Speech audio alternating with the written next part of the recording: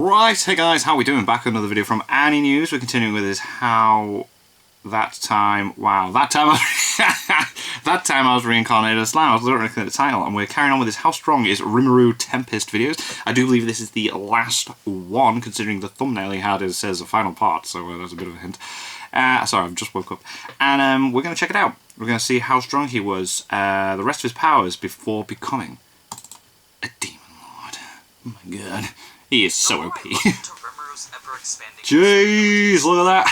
It's to become that he's actually the strongest isekai protagonist to ever exist. I mean, we're not even quite possibly. Where he's become a demon lord yet. Yeah, that's mental. Half his powers are already approaching the status of godlike. Jesus. Especially some of the ones that we're going to be looking at next. Whoa. So let's finish up this three-part profile on Rimuru's powers. They were good, those. Take a look at the rest of Part 1 his and 2 class. arsenal of skills before his evolution into a demon lord. Since we ended part 2 with the unique skill to generate, we can now look at the rest of the skills. Combustion, range barrier, and replication. Oof. The first was the clone-making replication that we had talked about last video. A fairly straightforward ability that doesn't change much throughout the series. As for the other two, though, well, these didn't last long in their original state due to the synthesis effects of Degenerate. Okay. Less than a day had passed before these skills had merged and become something far more powerful. Oh, which was? But before we can look at what they had become, we first need to understand what they were before. Okay. That way you'll have a better understanding of the foundations of these more evolved skills. Right. So, to understand why it's become what it has. This was a skill that turned the user's own body into flames. Dude. It would use the caster's personal corpus as a source for magical energy, then proceed to transform said energy into fire. Boom, I'm on fire! The body was the fuel that brought these flames to life, though. That meant that it couldn't be activated if the user possessed it. Looks so cool. It made it so that Rimuru's slime form was completely incapable of casting it. What he needed instead was a different type of body that was either spiritual or magical in nature. Only then would he be able to supply the fuel that was necessary to support the skill's activation. Makes sense. So, when Rimuru had tested this, he found that turning into Ifrit allowed combustion to feed off his spiritual energy. Everything except for his core became flames that exceeded temperatures of 1200 degrees Celsius. That's a lot. The fact that his core didn't That's quite high. An interesting side effect that indicated the possibility of partial combustion. You see, if Rimuru turned himself human, then only made certain body parts magical in nature. Those specific parts would be able to turn to fire. Capable of transforming into flames. Yeah, it makes sense. Cool. It was a unique property that gave him immense control over an attack that could do quite a bit of significant damage.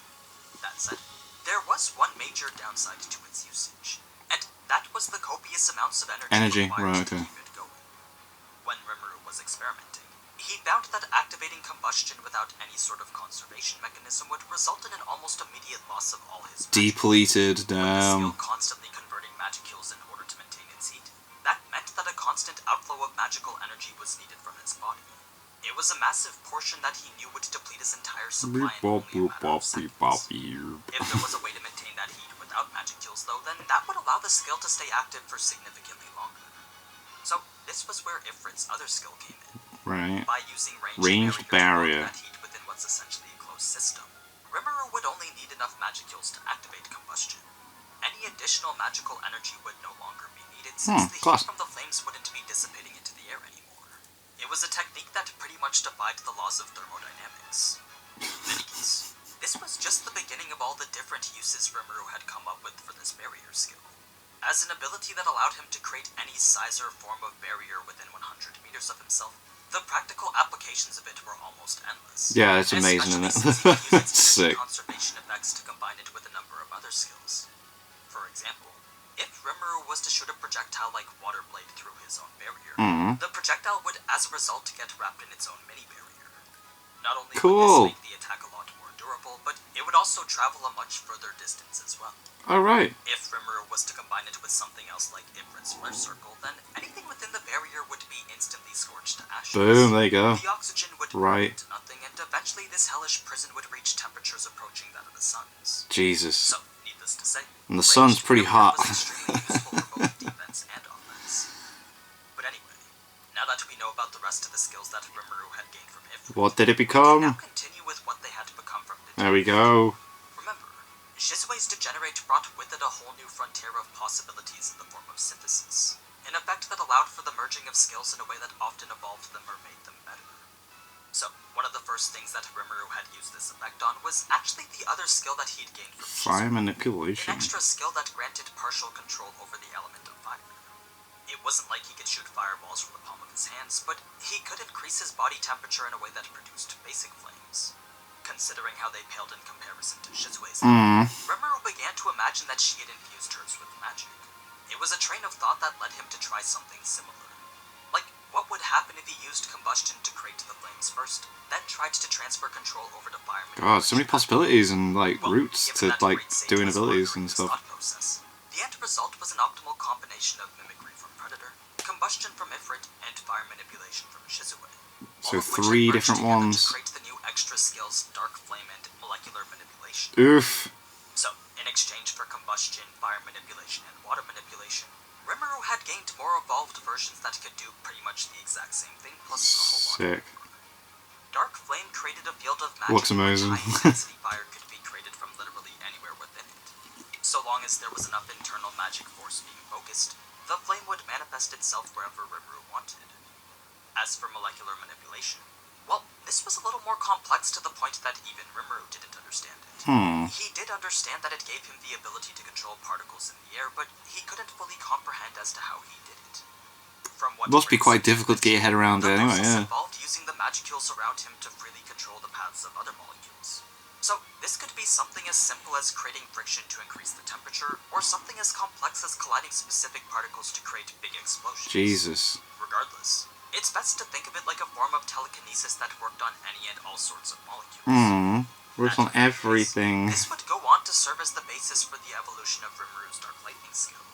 By combining Dark Lightning with molecular manipulation, Rimuru was able to create the new extra skill Dark Thunder. An ability that granted access to the Dark Lightning skills, all without the need for a Tempest or Star Wolf body. So, rather than having to transform in order to cast Dark Lightning like how he usually did, instead he could now use it in whatever form he wanted. Not only that, but he could also use magicules to freely adjust its size and force as well. All it took was a little help from molecular manipulation, and controlling this lightning was now as easy as it was to control fire and water. Crazy. It was a level of power over the elements that was damn near approaching the status of godlike. So crazy. One last thing that Rimuru had gained from this first instance with Degenerate was an evolved version of Resist Temperature called Cancel Temperature. Cancel Temperature, this Jesus. practically nullified all negative effects from extreme temperatures at either wow, can you imagine that? I'm cold. No. I'm hot. No. If he was to take this resistance, then link it with his ranged barrier from Ifrit, then the barrier itself would also become immune to those attacks as well. Do this one more time for all his other resistances, and the end result is a multi-layer Cancel barrier pain. Oh, my knee, no. He couldn't apply more than one resistance to a single barrier, but he could create multiple different barriers each linked to their own resistance. Okay. That's why it's called a multi-layer barrier. Right. So, in addition it's close to the same thing, isn't it? But not. Elements and the molecules in the air, Rimuru had also gained a huge buff in his defenses that could be applied to literally anything, all of which had come from this single encounter with Shizue and Ifrit. Now, I may be skipping a little bit ahead here, but there was one other resistance that Rimuru had gained, which was from the Orc Disaster Guild. Okay. A resistance to any and all attacks whose damage was based on rot or corrosion. Oh. The reason I'm saying this now is because this was yet another resistance that Rimuru liked to link with his barriers. Oh, okay. It's an additional layer alongside the others for physical damage. It does seem weird, doesn't it, that you can't put more than one, so he just makes multiple barriers, just puts one on each of the barriers. Moving on, the next instance of I mean, it's clever, though. Like, if you can't do it, then make it, yeah. This was an extra skill that emerged when Predator's mimicry had combined with Deviant's synthesis and separation. As for what it did, well, it pretty much allowed Rimuru to become a chimera. Rather than have to fully transform into another monster in order to use their skills, instead he can now just use universal shapeshift to do partial transformations. Which is cool. So cool. Part of any monster could be replicated in a way that made pretty much every ability accessible. So, this was a skill that granted a lot more flexibility when it came to combat. It makes sense he can do that, because if he's able to do partial manipulation to do just, like, magic powers on certain parts of his body, then yeah, surely he's able to just transform parts of his body as well, yeah. This was initially only used as a means to detect enemies and act as his voice. But it was after its enhancement into Sense Soundwave that this new skill had become something that could detect so much more. Whether it be the sounds and movements of those around him, or even the smells and temperatures of the local area, literally everything was now being picked up by him. It was a whole new world of information in which anything related to my magical skill could proceed by. After this, the next set of skills that Rimuru had gained had come from the defeat of Charybdis. It was a duo of skills in the form of gravity control and magic jamming, as well as a new resistance against any and all types of magic attacks. As you'd expect from a skill called magic jamming, this pretty much interfered with Magic the natural jam. properties of any magic kills. Oh, I wasn't used to make music with magic, no. Not only making it extremely difficult to cast any sort of magic, but also completely nullifying the ability to use flight-based magic.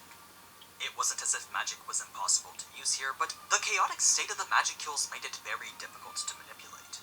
So, any person who wasn't extremely proficient in their ability to manipulate magicals would find themselves struggling to cast even the most basic of spells.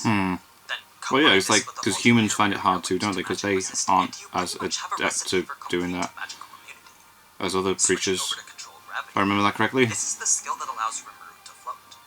Yes, he does have physical wings, which makes flying just as easy, but control gravity bends the very laws of physics to the person using it. It's an extra skill that enables flight without the need for wings or magicals. I'm sure there's quite a few more uses for it than just that, but it's not really something that Rimuru has personally looked into. Now, the last two abilities that Rimuru had come across before becoming a Demon Lord was actually a new magic and skill that he'd gained from his adventurer test in Bloodland. Oh, right. If you don't remember when this was, well, that's because Cool it was content. never shown in the anime. The time when Rimuru had officially become He's done a video covering, he's done 2 videos covering some cut content from season 1. There you go. They're good. So, if you want to see what those last abilities are as well as how he got them, then I highly recommend giving those two. Definitely worth checking out as well. It's quite interesting the stuff they put out. Interesting information to be found there as well. But anyway, I think that's pretty much everything regarding Rimuru's power. Cool. Well, before his evolution to a demon. Mm. So, the next set of videos will start to cover the even more complex skills he gained. God damn. Plus a few other miscellaneous ones that sounded pretty interesting from the comments. Until then, though, be sure to check out my other videos and leave a like or comment if you enjoyed it. So yeah, Rimuru's pretty damn OP before getting that Demon Lord status, and then after that, it's just like, what? I'm really enjoying these videos. Annie's does some really good stuff. I like that he's doing that Time of Reincarnated Slime content. That is boss. The cut content video is definitely worth checking out. I've done reactions to those as well.